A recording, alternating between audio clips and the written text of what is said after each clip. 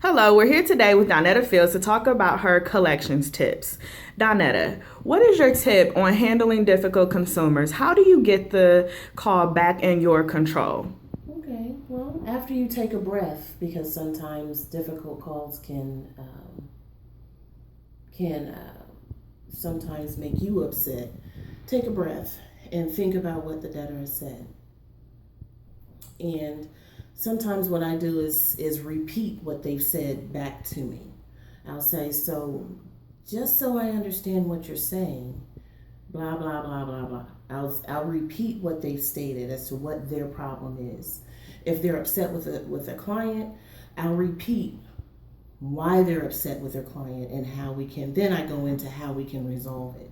And usually, when a consumer feels like they're being listened to, a lot of the times they may change their tone. They'll calm down, and then they'll explain more thoroughly and more in detail as to why. And then after that, most times I can probably negotiate a settlement or a decent payment arrangement after that. Usually people just want to blow off steam because they had a bad experience with someone else and they just need an ear, listen to. Excellent response, Donetta. Last question.